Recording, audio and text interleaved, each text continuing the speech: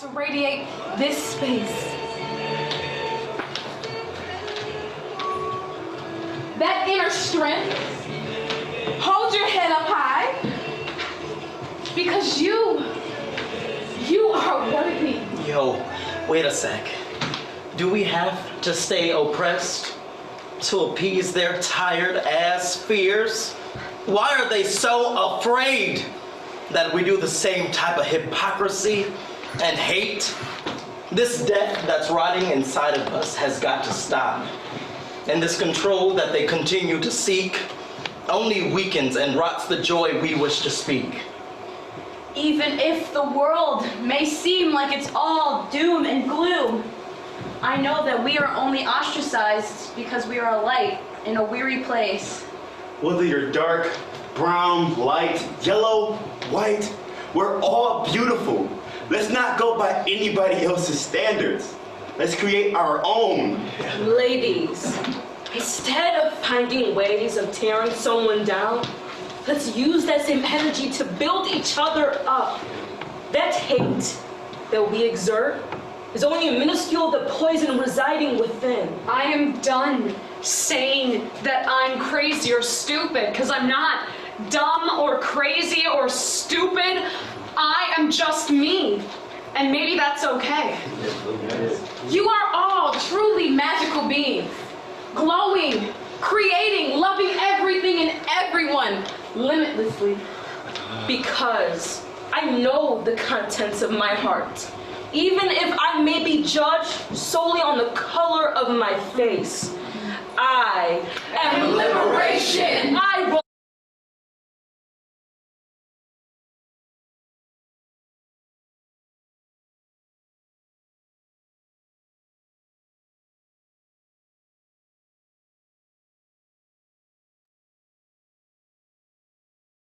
Free. Yeah. Right. That's it. Liberation, unity, righteousness, and freedom!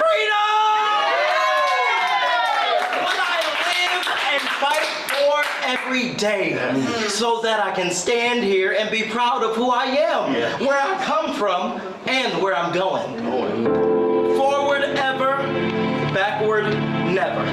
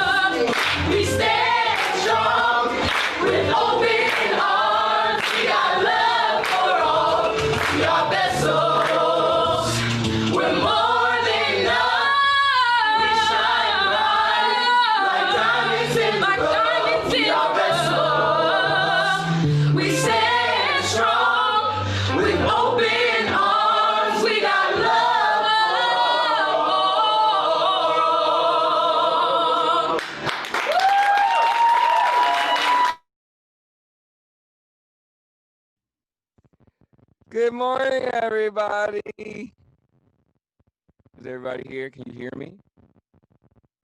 You can hear me? Okay, great. Welcome back to our Friday symposium. It is a joy and a pleasure to see all of you. I wanted to play We Are Vessels because I had promised to play it last week, but then I realized that we never recorded the song. We never did an audio recording of We Are. We only had the live version, and we just had the audio track. So I had to play the live version, and I felt it very poignant because that's what we spoke about last week, of just allowing ourselves to be the vessel. We're more than enough. We shine bright like diamonds in the rough, like the song says. Big shout out to Brooklyn Parks for those powerful, powerful lyrics. So we're back here. Another day, another week has gone by. I see Meg Paul doing attendance. I'm sure Lisa is doing the same thing to check and see which of her students are here. We appreciate you all for tuning in. I did not go live. I realized that I'm recording this, just so you know. It should be recording, but I'm not going live this week just because of the fact that I didn't set it all up. But we will be set to go live next week with our guest artist, Joseph Webb, that's coming in. So this week, we're going to talk a little bit about health and wellness within our own spaces and thinking about our energy and staying healthy within these new alternative spaces that we're in. And my beautiful colleagues and the lovely faculty are here to shed some insights on their perspectives of how we can maintain our health and awareness, and also to think about our theme for this semester. I'm gonna turn it over to Jessica and let Jessica talk. It's because I saw her face pop up on the screen. And I don't like to be the one who talks all the time. Good morning, Jessica. Good morning, Dr. Ross. How are you? Happy and muted. I like it. Yeah, I think this is something I feel like we're all feeling now that we're getting through the second week. You can do like the virtual chat, raise of hands. How many of you are exhausted by looking at screens as much as you are? Yeah, I think we're all feeling that in different ways. And I think, yes, Hannah, I see you. I think one of the things that's becoming really present is even those spaces in which we get to do the things we love, which is move, we're also still oftentimes being turned to these two-dimensional screen-based interfaces. And it feels like it's becoming, in some ways, I think it's like there's such a privilege of being able to be connected, but there's also a bit of a choreness to it, to have to be in these digital spaces all the time just to participate in the things we love. So one of the things I found is taking sanctuary in these moments, even if they're simple as cooking meals or being outside while it's still nice, taking advantage of that and having these moments to be away, which was oftentimes, I think it's complicated because the times away were often the times when we were dancing or moving, and now those things are linked, and that's complicated. So I don't have a solution for that. I think in some ways it's just to acknowledge that things have shifted, and we're all figuring out how to balance, how to stay rooted in what we love and stay connected, but also finding those moments where we can not be in this this space. And I think that's where we all are right now. One of the things that I've been doing also for community, and I think you all maybe been doing in different ways, is finding small groups of people, even if it's virtual pods, to sort of have those moments of check-in where we can just have like talk time, that isn't about work or about school or about those things. Or if it is, it's like in a way that feels really intimate, as opposed to these larger moments, which can also be really lovely, but also can be a lot, right?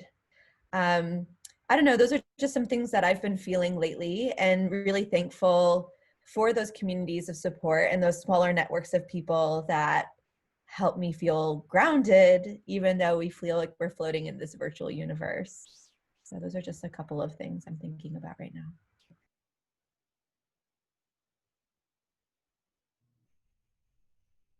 Is there anyone else thinking about my mic is Had to switch mics. So does this topic that that Jessica has just discussed, does it bring up anything in your mind about things that you want to discuss about your own personal experiences or things that you've noticed that may help others? I see Hannah has unmuted her mic, so I think she's got something to say. So I'm going to mute and let her talk. So, hi everyone, good morning. And if you haven't taken a moment to just take a couple of deep breaths, I want you to do that as you listen. A few of us just did Pilates for 30 minutes before this, and we had some really nice time to kind of like ground our energy. I'm thinking back to what Bibo was talking about last week, about how forward filled, but not have to always be forward facing. And something I've been noticing this week in my own experience is how, as a teacher, I often put myself in the middle of the room. And so I'm like really aware of this three-dimensional space around me. And now in order to tune to people, I have to turn my head or I have to like come to this like forwardness, right? And so like, what information is my nervous system constantly getting now that it wasn't getting before? And then what are the ramifications of that long term, right? So how can we still try to feel our backspace as we sit here? Or how can we not sit all the time? And what are the kind of etiquettes around that? And I think we've all kind of stated implicitly that we're open. Okay. But something that I think is really coming up for me as we settle in is the idea of how often the ideas of health and wellness or self-care as an idea becomes a solo act, right? Like, what did I do for myself today? And I'm thinking about the critical importance right now of making an intention, or like to really consider how could be a group act,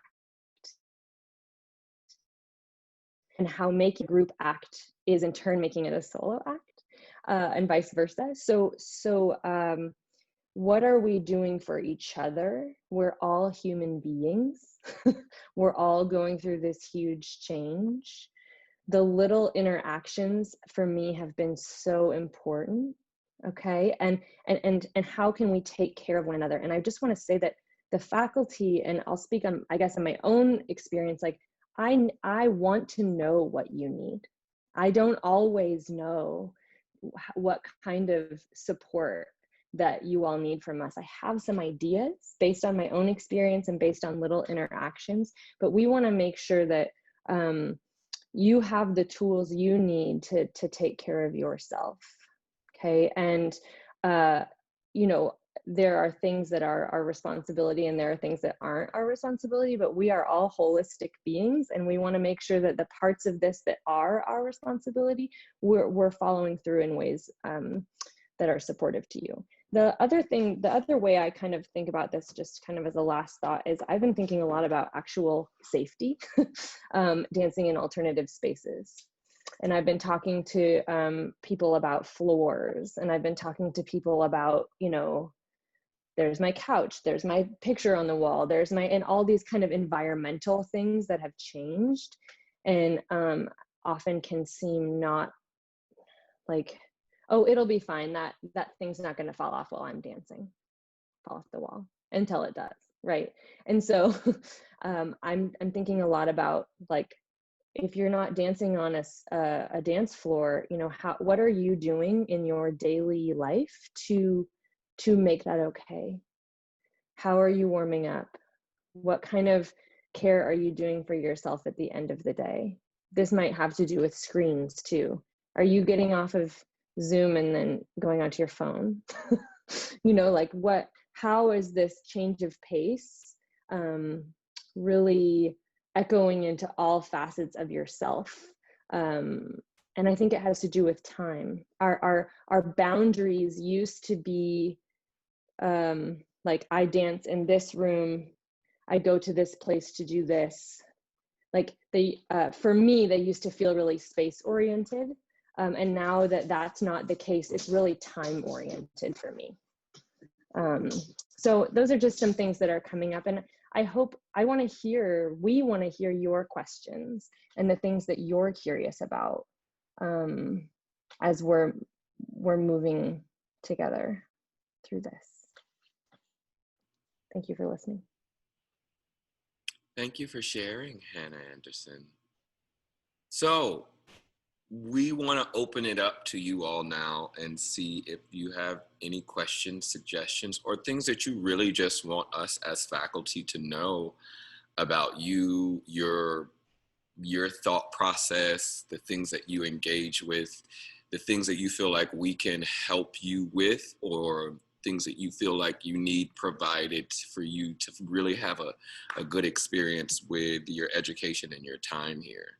So that's the reason why we're having these Friday symposiums, is to not make it so that we're just bringing in guest artists to tell you about their lives, but we want to know more about you all and want to know more about how we can help to facilitate things that are going to take you on the path that you feel like you're supposed to be on.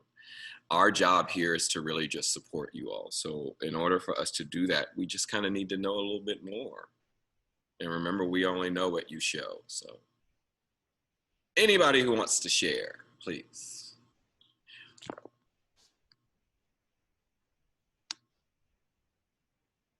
Alex, you just have to speak, girl. Okay, cool. I wasn't sure. Awesome. So yeah, I already talked to 2 faculty members about this, but I think I've been pretty open about the fact that I have Crohn's disease. It's not a secret. I don't keep it a secret. And I'm on a medication now that has caused some other side effects, so I might be changing medication. It's up in the air, but my doctor was telling me that if we do change medications, it might help with these side effects, but it could also like bring back my Crohn's symptoms, and that's been pretty good for a while now.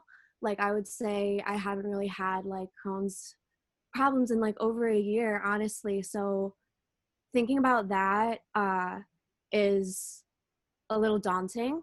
I'm not sure if I'm ready for that. And he also told me that if we do change medications, when I first start, I'll still have to be on the 2 medications that I'm on now, so that I'm not like in a period where I'm not really on anything that's working, because it could cause a flare. So that's all also a little daunting to think that I'm going to be on like all 3 of these, still hypotheticals. So I'm hoping for the best, hoping that I can myself do things to help with the side effects, and that I might not need to change medications in the first place. That would be the best case scenario. And even if I do, hopefully I won't have problems, you know? And I was talking to Meg about just outlook, and worrying doesn't really help anything if you don't know what's going to happen. So yeah, I was telling them just so that they're, you know, in the loop, and just so now everyone's in the loop about what may or may not happen in the near future. Thank you for sharing, Alex. It's I had a conversation with some students that I'm working with at Georgia and Court University on a piece that I was developing when all the COVID stuff happened. And then when everything shut down, you know, the piece shut down. But one of the things that I said to them yesterday was, how can you worry about stuff you can't do anything about? You know, how can you worry about the unknown? And now you oftentimes hear me say, really just focusing on the present and making sure that you are present in every moment and not thinking too much about the past or what's to come. But thank you for sharing. Is there anybody else that would like to share? I would like to share, going back to, well, I didn't talk before this, so Hannah Anderson's movement analysis class. I just want to talk about that for a second. Winter semester last year, it really changed my life. And I think it needs to be like a technique class that is required every semester, but it's just movement analysis, so like it's not. But I don't know, we did so many things in that class and we went through so many different topics, but like the rest and recovery unit really just stood out to me, and the way that I feel like Hannah just like changed everything that I knew about like what actual rest was. She brought up the concept of non-doing, and that has changed my life ever since. And I guess what stands out to me is that like it takes so much discipline to like actually rest and recover. Like it's so backwards, but it's so hard to just like put that time aside. And it was just funny. Hannah would give us so many assignments, and it was like, oh my gosh, I have so much to do. But the assignments were like, just take care of yourself. And it was like super hard, but it was super good. And I don't know. I still have a lot of like learning to do, and I still have a lot of discipline and like ways I need to grow as far as like my warm up and cool down regimens and like my eating and my sleeping and like my schedules and routines. But I feel like that class helped me so much to prepare for this time, specifically being like a virtual dancer in a demanding college program, and like not just like the physical side of things and caring for myself, but the mental side of things. And like that's even more important right now. I'm kind of just rambling, but like I just wanted to lift up Hannah's movement analysis class and say that it was everything, and I want to take it again, and I might just like hop on that Zoom call next semester. And yeah, thank you.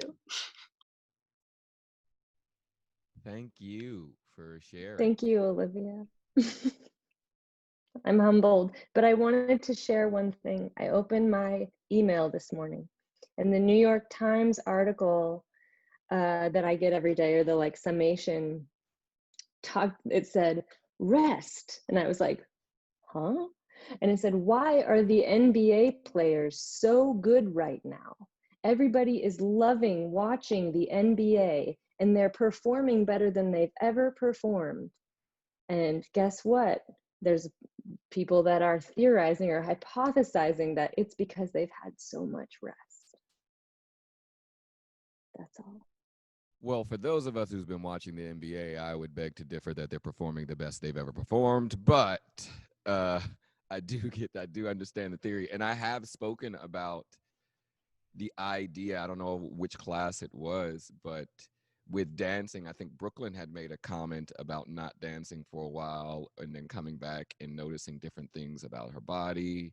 Or Kayla, somebody said that in one of the last classes. And relating it to your basketball analogy, when I used to play basketball, I had that same reference where I would play really and practice really rigorously for a while, and then get annoyed that I wasn't improving, and stay away from the game for like 2 days and come back, and my skill set was different because, and I mentioned to the students that my body and my mind had time to process what I was teaching it. And so when I got back into it, everything that I had processed was now being actualized in how I was playing. And so that happens as well. I noticed that it happened as well for me with my dancing. Those times when I was training at University of the Arts, and I would get really, really frustrated with my technique, and I would just leave it alone and then come back to it and be like, oh. But that also, that led me to think about my understanding of the soma, and how when my processing of somatic modes of attention kind of came into play within my creative process, it made me think about how to work through my body differently. So in the years where I was training in a conservatory and I resisted ballet, it was because I wasn't working with my body. I was working against it and trying to force it into the submission. But the more I learned how to work from the inside out and really be in touch with my body, it helped me to understand where this movement was coming from and how to extend through my core as opposed to resisting with all this tension in my muscles that were inhibiting me from really embodying the fullness of the performance within the movement. So rest can help because, again, rest can bring you to that state of a deeper sense of awareness. Do we have anyone else who would like to share? Yes, Claire. Thank you, Olivia, for bringing up that comment about rest, because I'm definitely a person who chooses to be busy. And I know like my workload is often my choice because I don't say no to things. But yesterday when I was, like just doing a lot of housework, I just sat down. I'm like, I'm not doing anything right now. I'm just going to sit down. I'm going to think about what's happening and then I'm going to move on. And like just that moment of doing nothing really helped me like reset and keep going. And like just because I took a break didn't mean I stopped entirely. Like I still kept going. And I think that was really important to like reset, recharge, and then I was like better than I was.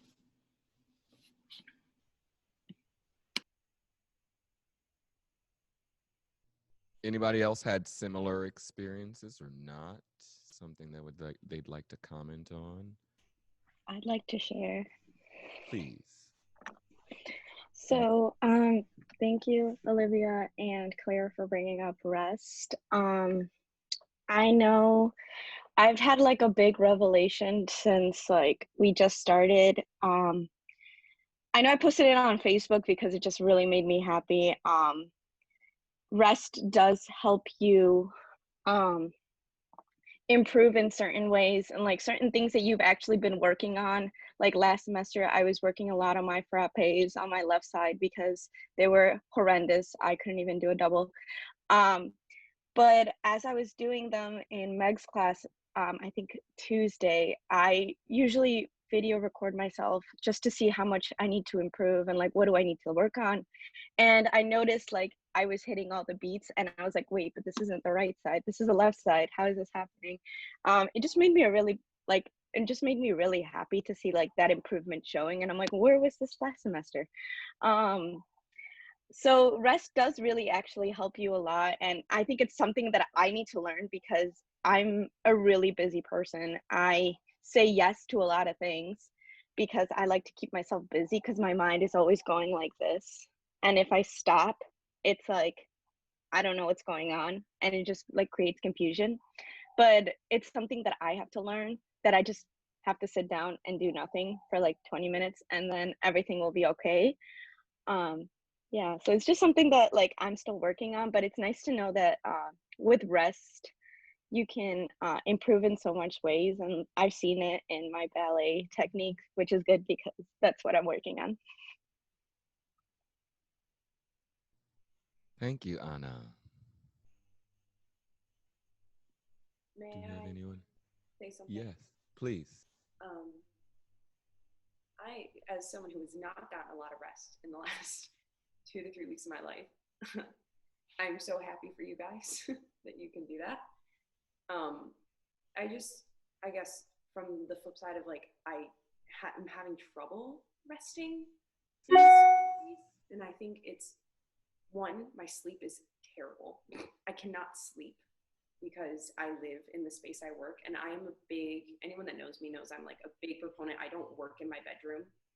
I don't do that. Like I work out in my living room, but I still cannot.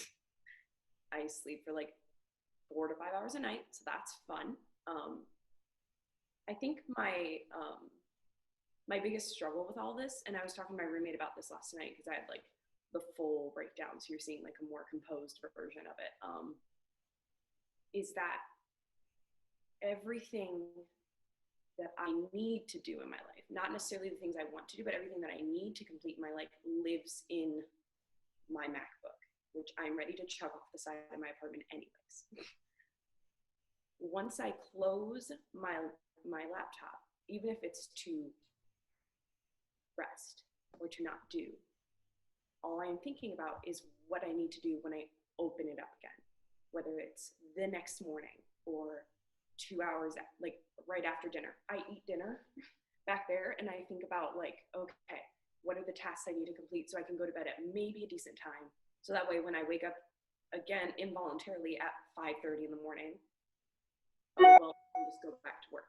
And I feel like I'm just like going through the motions very harshly.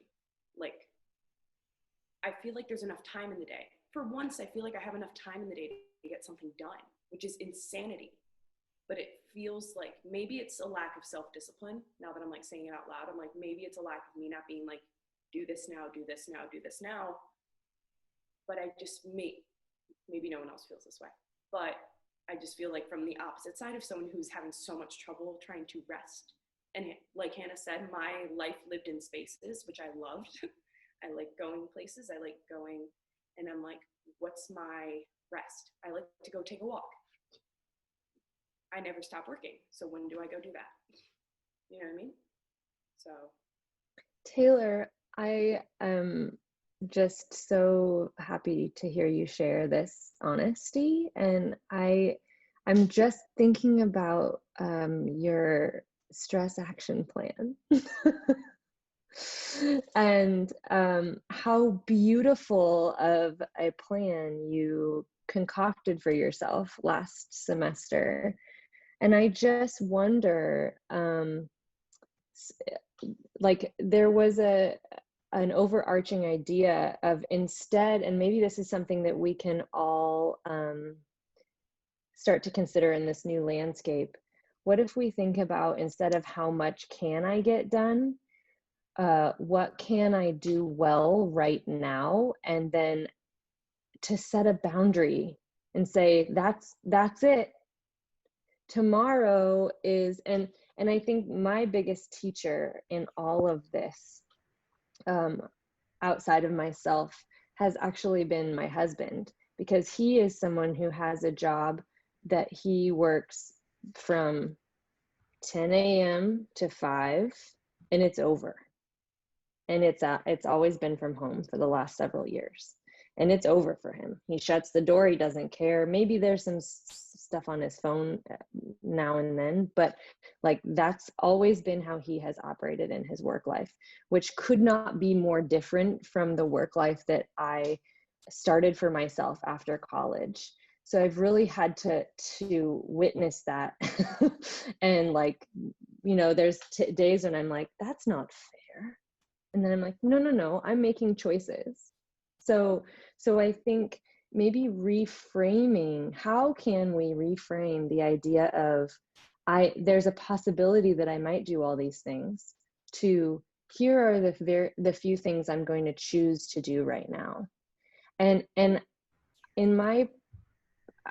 I just think about how setting a boundary, I don't think I've ever set a boundary for myself and had it been received with, really? You're not going to get that done? It's usually received, like if I say, I'm not going to be able to accomplish this till tomorrow. Oh, okay, thank you. Mm-hmm. Right? And so to start to understand and to give ourselves space with that. And you know what, Taylor, you know this more than many people. You know how hard that is. So I'm just so happy to hear you share that, and I think you talking through it has maybe been really helpful. And I feel like your hand's been up, so I want to let you speak, but I wanted to pivot off that too. So go. Me? Yeah. Oh, Taylor, thank you so much for sharing, because what you're going through is actually what I went through this summer, especially since I started working full-time and taking 11 credits.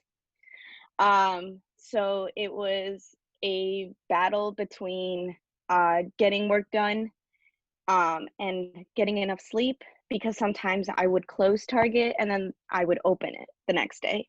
So it'd be I'd coming home at 11 and the next I have to be up at 7. So what I had to do was something I was like that I don't know if it'll work for you, but I started telling myself boundaries. Like Hannah said, 11 is a cutoff for me. So when I start doing homework, whatever I get done before, I have to stop at 11. So if I get an assignment halfway down 11, I close my book, be like, okay, time to sleep. And also setting yourself like a regular sleeping schedule. I know it's hard. I'm not a very good sleeper either. Just like saying, okay, I'm gonna sleep at 12, and then I'm just gonna wake up at 9, and then just set up an alarm for yourself. Like every single day, I've been waking up at 9 or even earlier, because I've been regularly doing that since July, because I've had to manage my time. And also when you feel like you're not resting, that you have so much things to do, I always think it's better to kind of distract yourself. I always give myself like 20 minutes or even 10 minutes to do whatever you want, such as like watch like a Netflix show, or go on your phone, or even like read a book, something that distracts you from like actually thinking of all the million things that you have to do, because believe me, I trust you. I know what that feels like when your computer and your tablet and your backpack is just staring intensely at you because you have so much to do, but you think you have so little time. It's just, I feel like it is a really hard obstacle and discipline that you just have to manage the time, split it in half, and just be okay with not finishing things. I think that's like something that's hard to like really grasp, but yeah, I don't know. It really saved my mental health, to be honest, because I had a couple of mental breakdowns over the summer because of how hard it was that I had so much to do, and I wasn't doing it because I can't do homework while I'm working. I can't do any other things while I'm working. I have to focus on when I'm working, and I still have to get like 15 assignments and a quiz and a test to do and study for it. So yeah, so I don't know. I know you'll figure it out. I think it's just you just need to like place some certain boundaries, and I definitely know you'll figure it out. Best of luck. Thanks for that, Anna, and thanks, Hannah. I feel like I also want to sort of recognize the other end of that conversation, which is how we place the expectation of time on each other. Because I think oftentimes, and Taylor, I'm feeling you in that, like these first 2 weeks have really, I think, rocked my world in terms of how much we all need to do and how we all feel this sense of urgency to capture and to respond and to collectively create and support each other in this moment. And I think a lot of it comes out of a place of care, right? I think like Taylor, you don't busy yourself for the sake of busying yourself. It's because you feel really empathetically connected to the things that you feel beholden to, and you know that there's people on the other end who need that support. So I think in that too is how are we, and I'm thinking about myself as a faculty member in this as well, how are we creating spaces where there is the option for people to feel invited to say no, and not feel like it's there, it's like we're coming with expectation that yes is the response.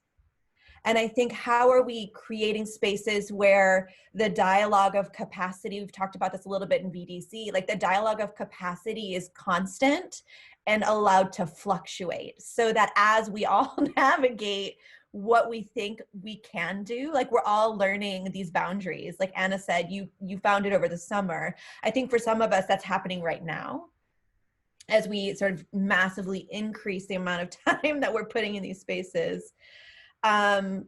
I think it's one of those moments where how are we coming into these dialogues with the capacity for people to feel like they're invited to say no or to change their mind later. I think that's another thing. We get really, really used to like knowing our boundaries, because we have rituals and habits of space and time and practice that let us know what we kind of know what our capacity is in like everyday life. This is like, capacity is like a whole new concept now that we're in these digital spaces. And so I think it's like, how do we allow for each other to say, you know, I thought that was what I could do, and now I've learned that's not. And that also being okay, of being like, I thought I could handle all of this, and now I'm realizing that it's not healthy for me. And for us all to be like, I hear you, I see you, and like, let's figure this out together. So I want us to feel like this is something we're holding each other up and finding that together, as opposed to like, Taylor, you got to figure it out, I got to figure it out, Hannah's got to figure it out. That we're allowing for that dialogue to be a part of the regular dialogue that we're creating with each other, as opposed to something we have to hold for ourselves. I think that's sort of going back to what Hannah was saying at the beginning, of like, to do together is part of the self-care, and that those two things are deeply intertwined. Yeah, so I just wanted to share that. Thank you, Jessica. I think as we're about at the halfway point here in our symposium, to kind of move riff off of what we're talking about, I think it would be really lovely if we could all just maybe take about 5 minutes together in a short meditation, and I'm happy to lead. So what I'm going to ask of you, and you can have your camera off or on, I want you to find yourself in a seated position where you can feel your sits bones connected to something. Maybe it's the ground, maybe it is your chair. And when your sits bones are connected to something, your spine is able to be vertical. If at any point in time being in a seated position for you creates discomfort, I invite you to lie on your back, okay? Or into another shape. Also, the space and the position that you're choosing right now is not something that you're stuck in. We are all moving humans. So if you are feeling that you need to shift in any way, to move as we go, please do. I'm going to take a moment of just quiet.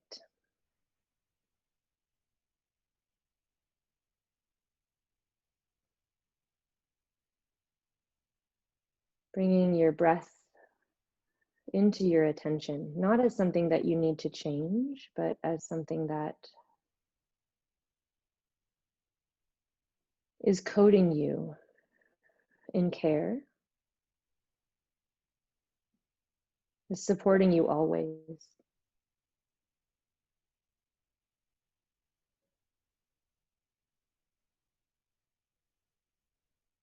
As you inhale, can you sense your inhale start in the base of your pelvis, the part of you that's connected to the ground in some way?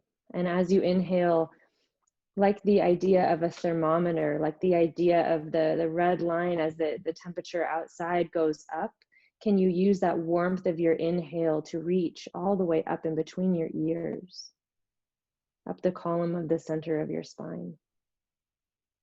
And as you exhale, to allow a softening all the way back down to your roots. Maybe an image of a balloon is better for you, like when you blow up a balloon. And the three-dimensionality and the filling of the cylindrical trunk. And then as we let that air out, the softening in the deflating.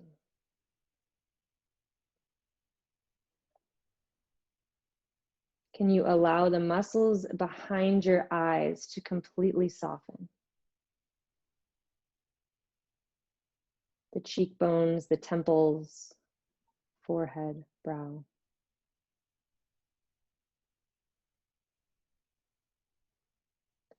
And as you witness the mind wander, come to that without judgment. Say, come back. We're here.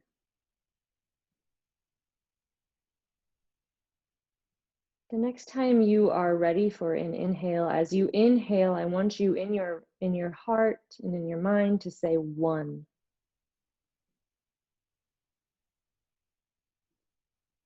And as you exhale, it's 2. Your inhale will be 3, and the next exhale, 4.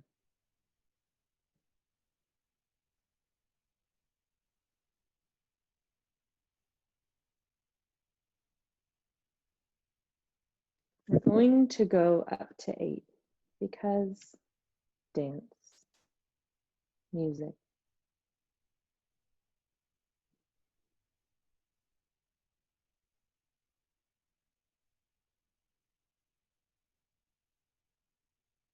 When you get to 8, begin again at 1.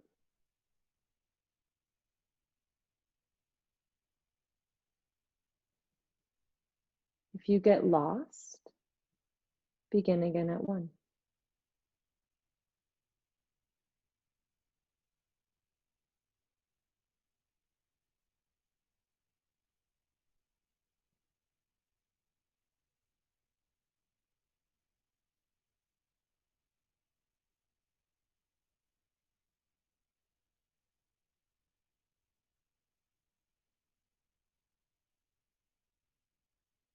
As you continue to sense your attention being deep inside of you, can you also continue to sense a melting of the outside of you? That your skin and your fascia is holding you, it's here. We don't need to hold it.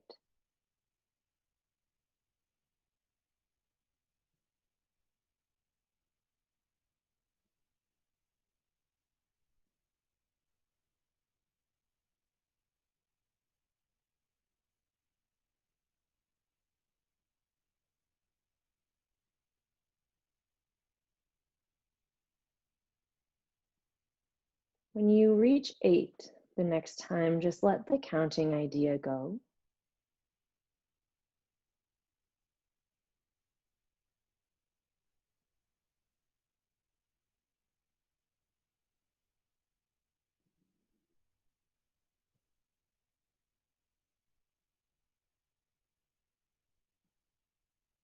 Bring your attention to the back side of your body, maybe the back of head, between your shoulder blades, lower ribs, sacrum, low back. And can you sense that you're being held?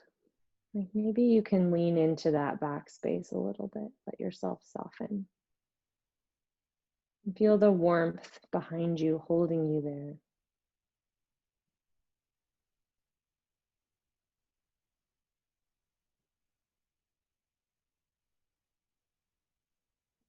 And can you feel the space, your side space, maybe in your armpits, down the side body, your ears?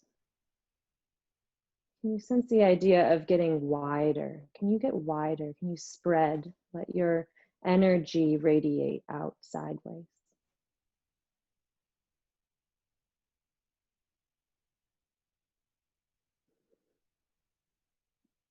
And continuing with the breath, can you think about up and down now? There's a shining up and there's a rooting down, out the crown of your head, through your sits bones, maybe the soles of your feet, all depending on where you are.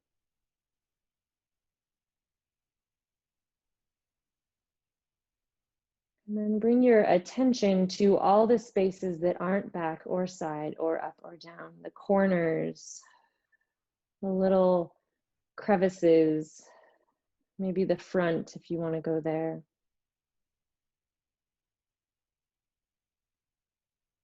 Maybe you imagine that there is a light shining out of you. You are radiating. And in radiating, you're connecting. Maybe you're sharing space with someone, maybe you're alone. But can you sense that together we all sit? Together we all breathe. Our community is inhaling and exhaling with softness together.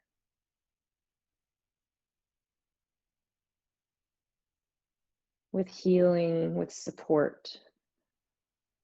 Maybe you have a space or an image of where somebody you know in this Zoom room might be right now. Maybe you've been there before.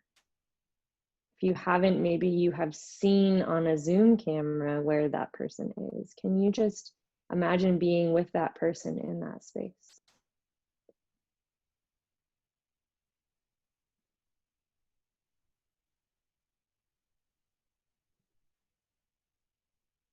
And then together, when you're ready to inhale, lift your shoulders up towards your ears as you breathe in.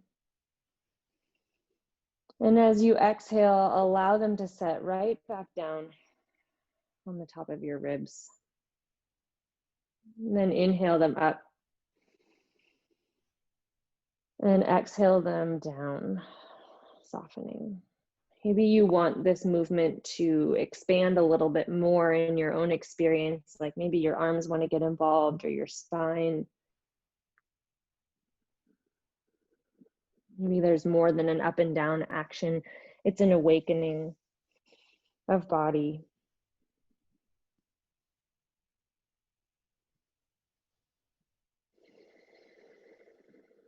And when you're ready, you can gently blink your eyes open, but keep a nice soft gaze.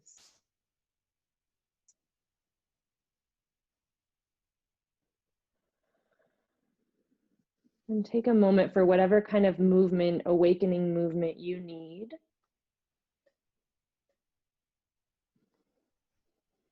Maybe there's some kind of mobilization. Maybe you need to stand and shake around a little. Maybe you're happy right where you are.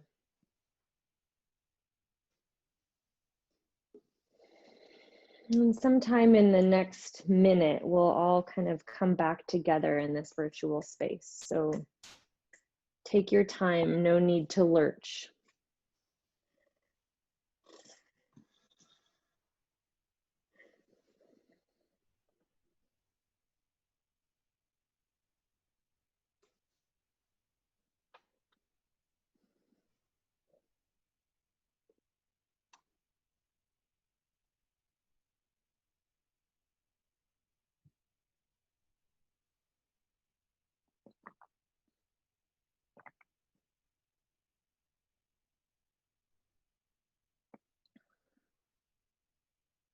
So I think that to kind of close this little part of our time together today, the question that I always, not always, often ask is, what stands out to you? What stands out to you from that moment? And you don't have to speak about it. You can just think about it. You could type something in the chat, or if you want to share, we'll give a little moment of Zoom silence if somebody wants to share what stands out.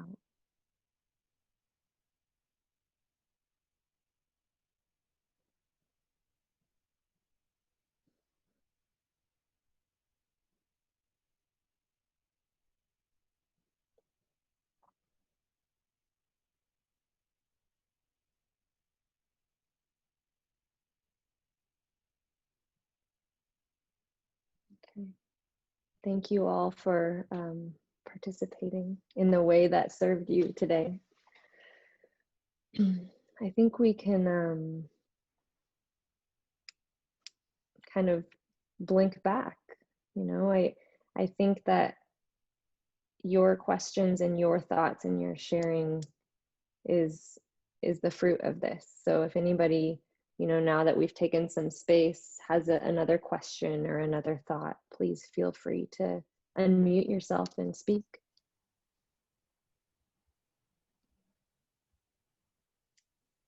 I have something I've been thinking about as we've been talking about this. One thing I think that's been really hard for me since we've been so virtual is feeling really isolated and distance, I guess, from people, just because we're physically distanced and we're not in the studio at all.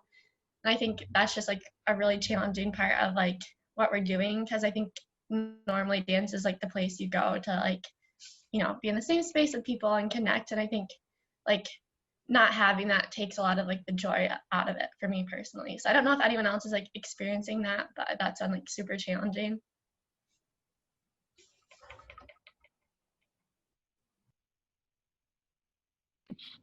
Yeah, I've been feeling that too, Lacey. I mean, I only live like an hour from Detroit, but like it still feels like I'm in this other bubble, you know?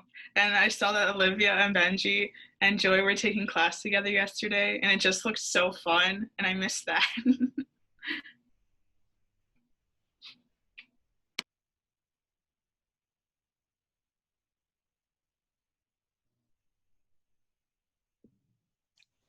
Kind of hopping off of Claire and Lacey.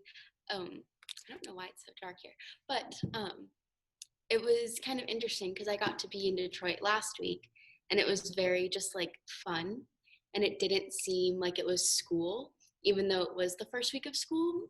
It was like, oh, getting to take class together and like be in space with people, and that was just, it was like an alternate reality. And then like coming back here, back to Nevada, it's just been like trying to build an actual schedule, and like the idea of waking up early to like grab coffee with friends is like not novel, because now it's like a 5:30 a.m. wake up call to go to Starbucks by myself, and it's like it's not as, yeah, I guess it's not like a novel concept anymore. And I think that earlier in the symposium, Jessica had talked about like virtual pods. And the other day I was laughing so hard because Emily kept FaceTiming me when she was like walking to Starbucks. And I was like, okay, this is so strange. This is like not normal, but it is normal. So I think just like finding those, the new sense of reality to like be together. I don't know. I've been thinking about that a lot though. So I've always been very good at being alone. I'm an only child. I'm like used to like doing things on my own, you know what I mean? But dance has always been the one place that like I get to socialize, and that's like my people time. And it's a time that's not even just social though. Like I feel like dancers connect with each other on such a different level. Like we're physically in contact, we're like mentally in contact with each other. So not having that space to like go and be physically in the same space with people that think very similarly to you has been very challenging. And I didn't realize how much like I relied on that until I didn't have it. So like Zoom, being on Zoom with everyone is lovely, but it's just not the same, you know what I mean? But so it's been interesting finding that like balance of totally enjoying being by myself and then missing contact with people, which I have never really experienced before because I like being alone. So yeah, it's been interesting.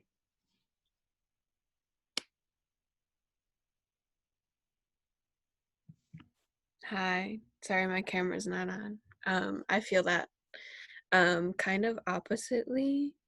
I live in a 6-person household with 4 other like we're all working at home except for my mom. So, but I operate very differently from all of my family. They're not dancer space oriented at all. So yeah, it's just living in like this alternate universe of where like I'm a dancer and an artist and trying to be mentally aware of my classes, but also I have my siblings who are playing trumpet at 8 in the morning and my dad who's taking phone call meetings all day, every day, and just trying to like be present with you all is a challenge. Thank you.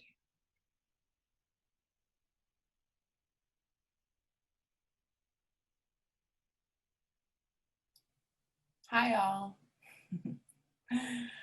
I haven't spoken yet, so I just want to first of all thank Hannah for her leading of that of the experience of being together in the space, and also everyone for sharing your feelings and what's going on.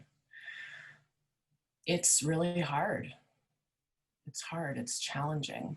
You know, I'm not here to offer answers, because I also just, the questions are also very important.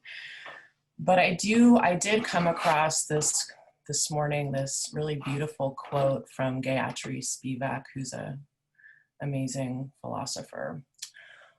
And she says, "One must continue to work for the possibility of a poetry of the future." One must continue to work for the possibility of a poetry of the future. And that kind of like brings up, you know, a lot. I mean, hope and cultivation of hope. How do we do that? Futurity, that we're in this somewhat murky present and sailing through it together, all baffled by the lack of visibility, all baffled by the changing winds and their gusts, and all traveling somewhere together, right? We really are. We're on a journey. There's two things that like came up for me in in the discussion today, and one is kind of going back to Jessica's discussion of Zoom, you know, and discussion of like thresholds and boundaries, and the kind of structures, the architectures that are being built that we're living in, that are temporal structures. They have to do with time, and like we all operate with different temporalities, and as dancers, that's rhythm, and we all have different rhythms. We all have different rates of digestion of material, of processing. And so like for Taylor talking about like, you know, sitting over there and looking at your computer and being like, you know, it's sort of like, how do we establish or have a rhythmic practice within the context of the digital? And I don't know. I mean, I feel like digital often equates distraction for me personally, not for everyone, but I think there's a general like tone of social distraction that's been more and more prevalent since I was your age, when I began to, you know, before smartphones, or I went on the email very much, but just that starts to be this kind of process that we're negotiating. And I have the thought of like, okay, well, what about like getting rid of the phone? Like just that's a discipline, you know, like, okay, I'm gonna have an hour every day where I'm not gonna be on a screen. I'm not gonna have my phone in my pocket. I'm gonna unplug. And it's interesting because it does bring up the fear of loneliness. And I feel that, you know, I feel that loneliness. And I think that there's something about a large scale like event that's unprecedented that pushes us all into this place. And I'm saying this also like fully in knowledge of this being the anniversary of 9/11, which was my sort of moment in my early 20s, and witnessing that living in New York City as a young dancer and having this period of like not doing Olivia for the following 3.5 months. And I remember that moment like right afterwards, and just the kind of like shock and fear. And I remember like feeling so deeply how I wanted to reach out and connect with all of the elders in my life. My grandparents who had passed, the people who had lived through things and that had wisdom about how to do that. And so like that feels something that's very like, you know, I still like, even when we were laying and I was breathing and doing the Hannah exercise, I was like connecting with, okay, in my body, I can connect with my ancestors. Like in my body, I can connect with that knowledge. Through my body, I have like it's in there, you know, and all of the things, you know, all of the things that come with that. But as a vessel, as an avenue, as a way of connecting it's like, yeah. So I just wanted to share that. And I had one other thing I wanted to share too, and that kind of goes back to that. If you have your hour of the day to go off, and not be productive, that, there's this, it could be really fun to just take a walk and not plan where you're going. Like that was always something I've liked to do is, you sort of like, you get to a corner and you decide, okay, I'm just going to go, like it's sort of intuiting your way through a place. And that's a different way than just like having to get from point A to point B. And it could be, talked about like a drift or a derive. That's the way the situationists talk about it. It could be talked about like desire lines or desire paths, and the ways in which we cut through these grids in unexpected ways that we carve, So just going back to that, working towards the poetry of the future, that is something that we are doing right now.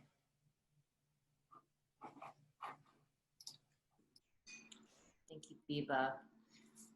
I was thinking about sharing my experience as well with being in New York City during 9/11. And also as one of the elders in this group, that I might be able to offer him some, I don't know, support that,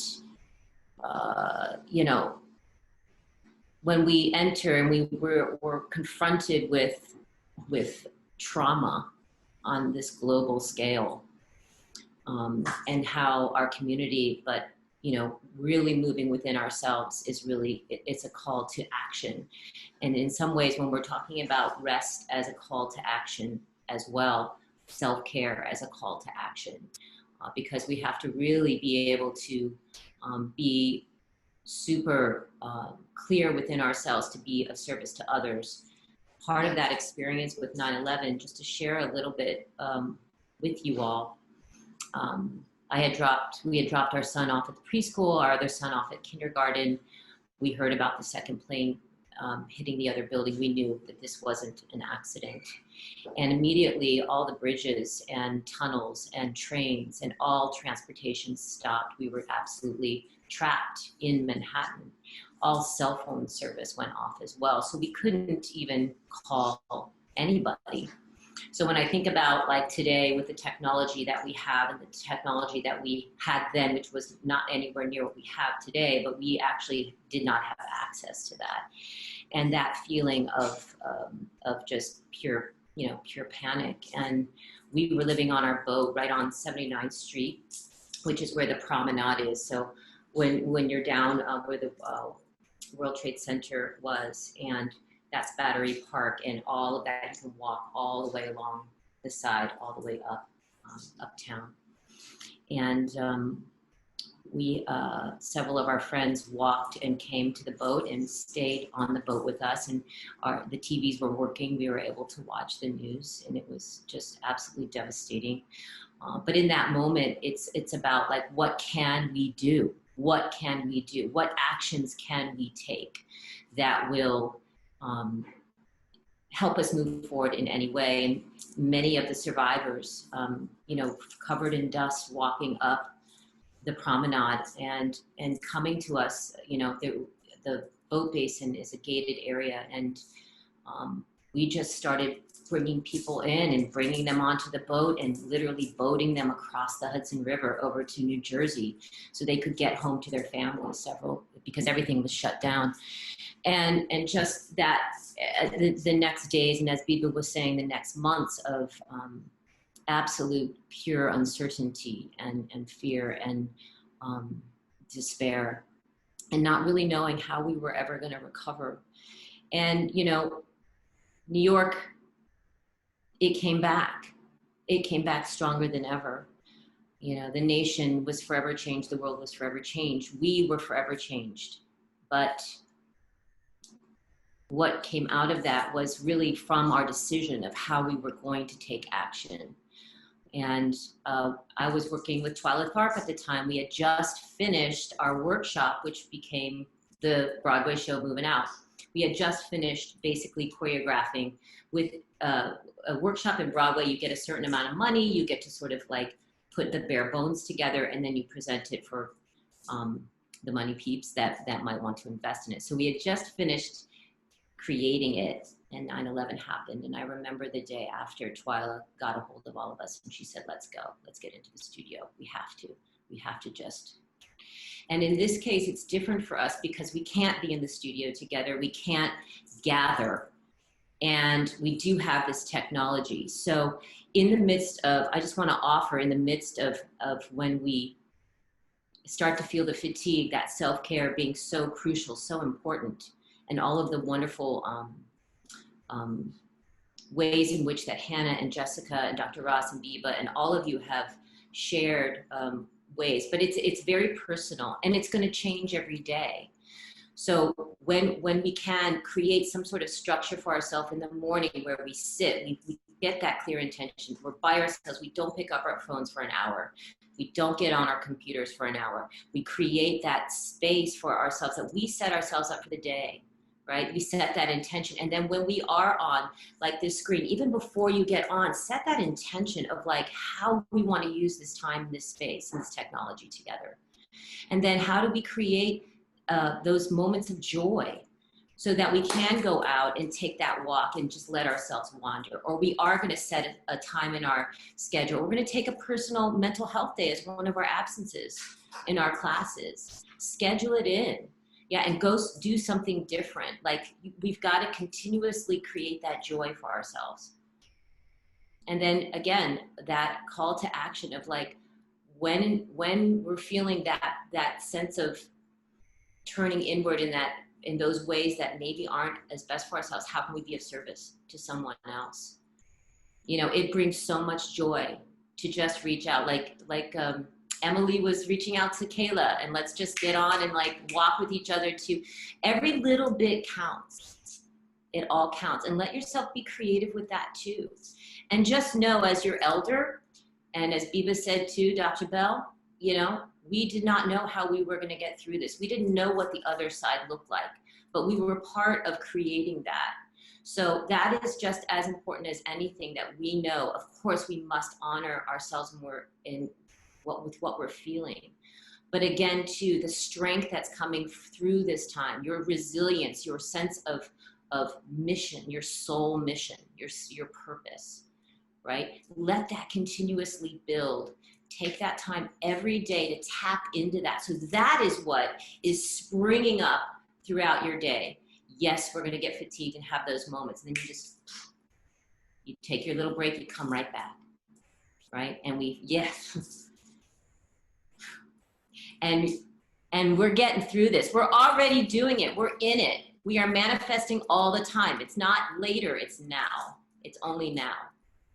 So thanks, y'all. I really appreciate all of you, and I appreciate this space. And congratulations on week 2. You're really just so inspiring, and I love you all so much.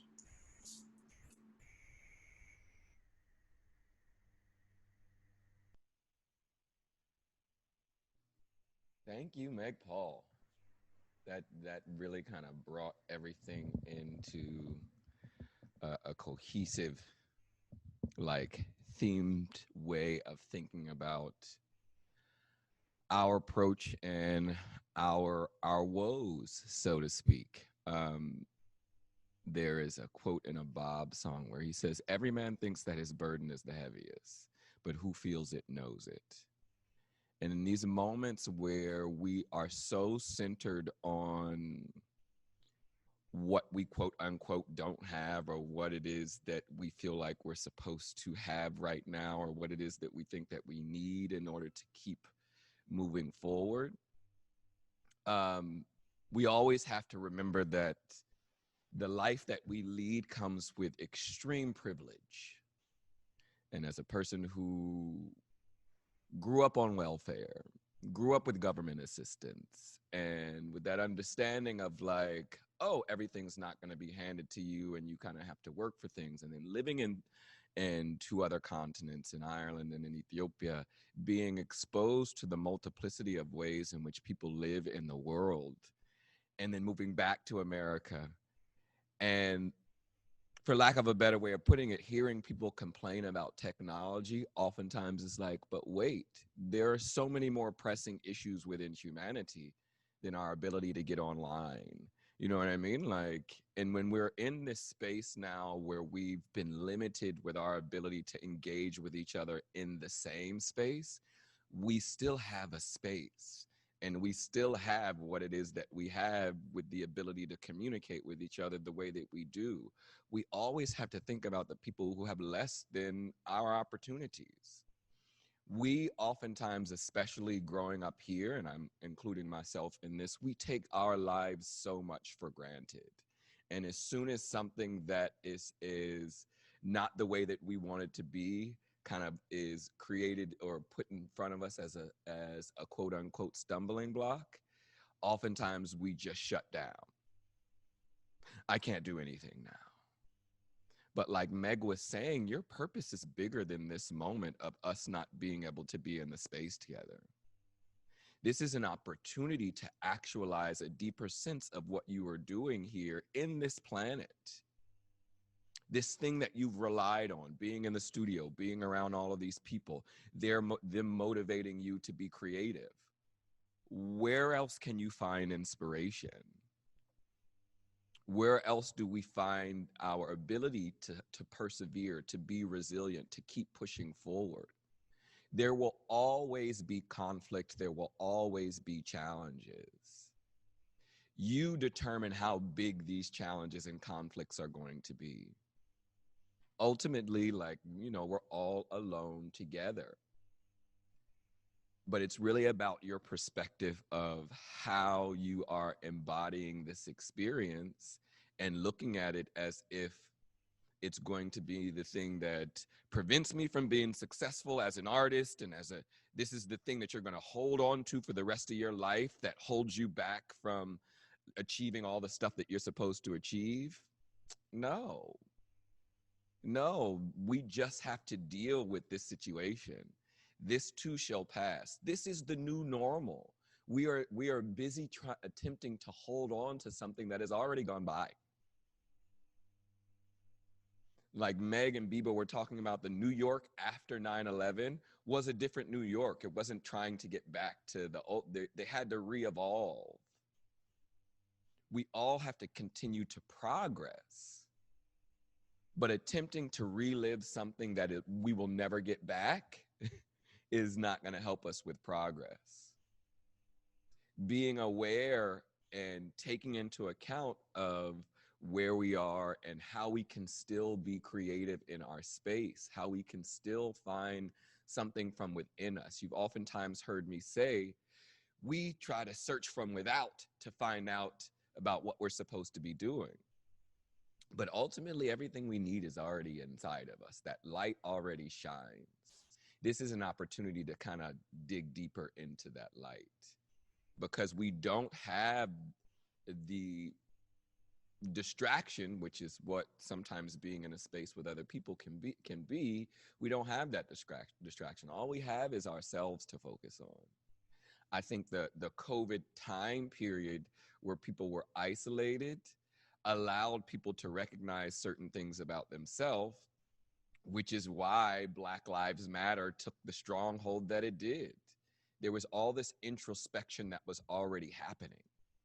And then for us to publicly see the atrocities that happened to certain marginalized people within our community, yeah, we all felt it, because we were all in a very, very deep emotional state. In these moments of adversity, this is where I am the most creative. And that's just me. But how do you find another way to be creative during this time where you feel as though you can't create? Who's preventing you and what's stopping you from creating? The thing that's limiting you is your thought that you have to create within these parameters.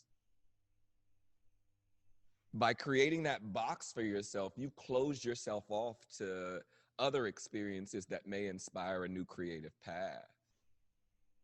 So I want to encourage everyone to open up to the present moment that we're living in and not perceive this as something that's negative. This is an opportunity to discover something different about how we can transmit ideas about change to our community through this platform. That's all I wanted to say. I just posted something. It was Alexandria Castillo Cortez, or also known as AOC, right here. She had a recent interview on the Tightrope where she talked a lot about this idea of radical detachment. And I think in some ways it really helped me understand what it means to like do things without being tied to the perception of how it needs to be understood, or the ways in which people, structures, ideas hold us, how these structures hold us accountable for a certain way of doing things, because a lot of those structures are gone. And to kind of reflect back on what Dr. Ross is saying, it's and also how do we go forward and detach from this perception of who we're supposed to be in this moment. And that's really hard, because a lot of who we think we're supposed to be in this moment is based on structures that don't exist anymore. And so giving ourselves permission to sort of be present in the way that works for us. I think as a mom of a toddler, like there's certain limitations to what I can do when I'm in the same house as my toddler all day. Where I can be in my space is different. And so like, I have to, for me, it was helpful to think about how I have to sort of like radically reorganize the way I think about what I do, and not be attached to a certain way of being that was like pre-mom or having my own space to like move through space without having to worry about my toddler hearing me. Like that's the reality I live in. I think similar to kind of what Autumn was saying, right? Like this sort of coexisting in spaces.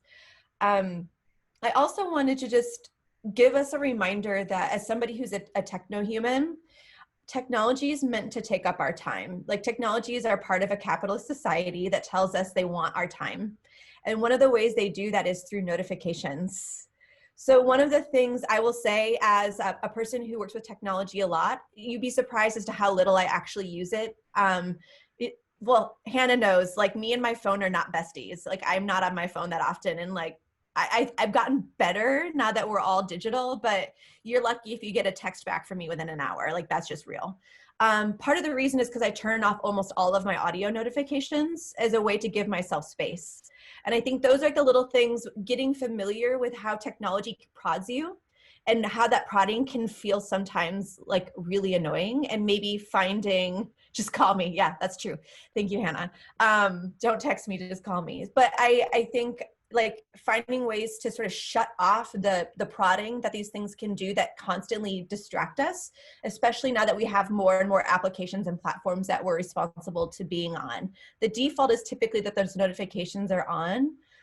Getting in the habit of turning those things off so that you can be in control of how those spaces talk to you as opposed to the other way around is a really simple thing that we can do to start to declutter the techno space that we find ourselves in on a regular basis. So I just share this like a tool that we can, that's like, oh yeah, that's a thing. Like I hear it all the time. We hear the pinging in the background. How many of you are just annoyed by that by now? Yeah. Yeah, me. I have a couple and I'm like, oh, I forgot to turn you off. So just little things like that, shaping those digital spaces like we would like clean up our room, right, to take a class is really, really helpful. Just a little thing. I think I just want to say one quick thing. Yeah. I so appreciate, thank you everyone for sharing. I'm just like absorbing too. I just feel like it's important to say, like, you will all dance together again.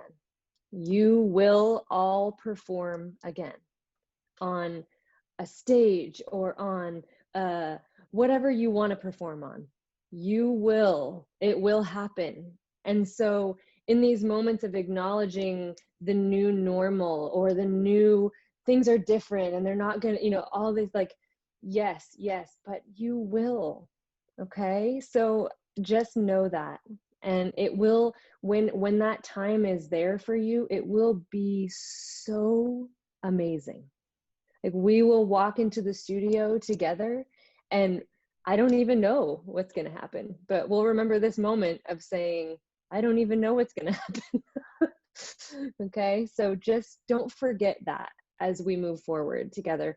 The dovetail off of that is one of the things that drives me and drove me into this kind of version of my career at this point is that I see dance education as so much more than dancing.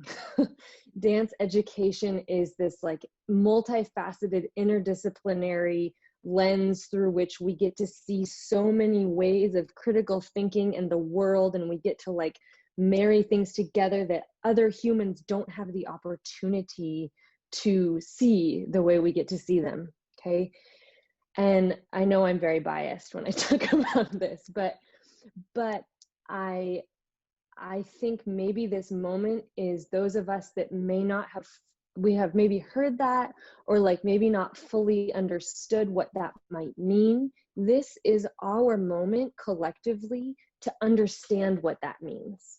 What can you, being a dance major, teach you right now that you might not have had the opportunity to fully absorb if you were constantly trying to get in the next rep and be on the stage and take this technique class? So how can you take this, like, and I've told this to some of you, one of my friends who lives in New York and her like whole world is, you know, she works in theater. She said, you know, this is kind of like a gift wrapped up in a turd.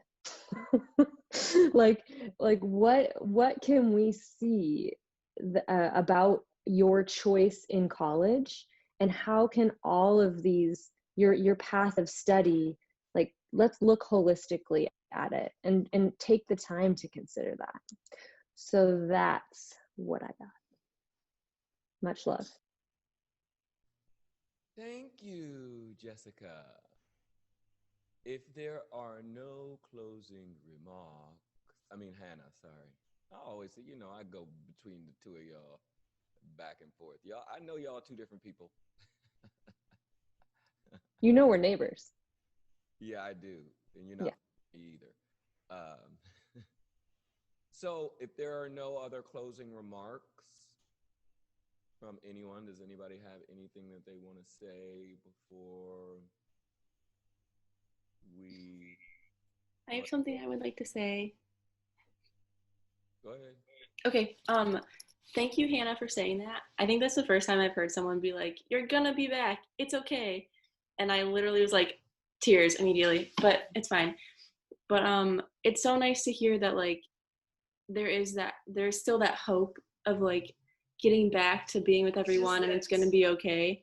Because I feel like we've all been, which is good, we've been focused on being here now, like figuring out like what we're gonna do now and figuring out being in this like virtual space and not focusing on what we don't have, which is being together and being on like a stage. But thank you for saying that. That made me feel so happy.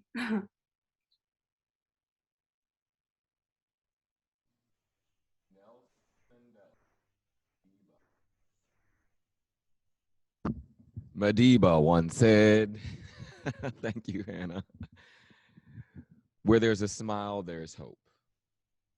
And that comes from a place of being in very, how we would perceive dire situations, and usually from the place of youth who are in really impoverished environments.